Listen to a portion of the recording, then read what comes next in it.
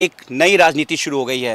राज ठाकरे और उनके कार्यकर्ता लगातार जो है हिंदी को लेकर गैर मराठियों पे लगातार टारगेट करते आ रहे हैं, लेकिन एक बार फिर एक नया मुद्दा शुरू हो गया है, मराठी, हिंदी और उर्दू। ऐसा हम इसलिए कह रहे हैं कि नीतीश राणे ने कई ऐसे बयान दिए हैं जो इस वक्त बयान चर्चा में हैं। इस वक्त हम दिल्ली के शाहीन बाग इलाके में, मेरे साथ शाहीन बाग के रहने वाले लोग हैं, हम उनका रुख जानेंगे, उनकी प्रतिक्रिया जानेंगे। लेकिन उससे पहले बता दें कि नीतीश राणे अपने जो बयानों को लेकर हमेशा विवादित रहे हैं। उनका विवादित बयान रहा है, कभी मुसलमान तो कभी गोल टोपी तो कभी कुछ।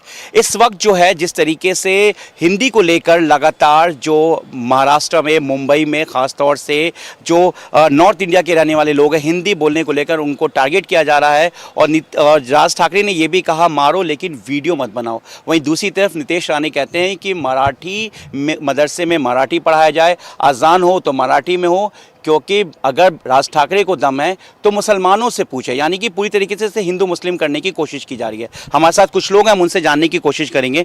सबसे पहले हम आपसे जानना चाहेंगे कि जिस तरीके से नीतीश राणे ने हिंदी बनाम मराठी में मुस्लिम एंगल जोड़ दिया है, कहीं ना कहीं इसे राजनीतिकरण कहें या फिर विवादित बयान कहें, इसको लेकर क्या कहेंगे कि मराठी होना चाहिए मदरसों में, अजान मराठी में होना चाहिए, मुसलमानों को अगर बुलवा सकते हो तो बुलवाओ।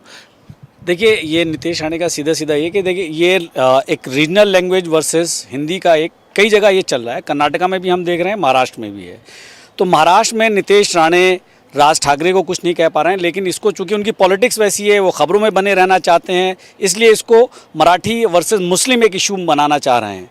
और रही बात, देखिए मराठी की मदरसों में कोई दिक्कत नहीं, आप मराठी पढ़ा सकते हैं मदरसों में, लेकिन जो रिलीजियस स्क्रिप्चर्स होते हैं, कल को आप बोलें कि नहीं साहब आप कुरान में मराठी में पढ़िए या आप नमाज में मराठी में पढ़िए, तो आप रिलीजियस प्रैक्टिसेस में आप किसी को फोर्स नहीं कर सकते हैं। वो कॉन्स्टिट्यूशन उनको आज़ादी देता है कि वो अपने रिलीजियस प्रैक्टिसेस को, रिलीजियस इंस्टीट्यूशंस को मेनटेन कर सकते हैं। अगर बच्चे इस मदरसे में मराठी सीखते हैं तो उसमें कोई दिक्कत नहीं है, लेकिन इस तरह की कंट्रोवर्सी को पूरा हिंदू मुस्लिम एक रंग देना, वो नीतीश राणे के हमने पहले भी देखा है कि उनकी ये आदत है कि वो कंट्रोवर्सी में मुस्लिम इश्यूज़ लाना चाहते हैं, तरह तरह के बयान देते हैं, और इसका कोई और मकसद नहीं है सिवाय एक टेंशन क्रिएट करने का। क्योंकि देखिए हर जगह वो बीजेपी लेड गवर्नमेंट का पार्ट है, फेलियर है।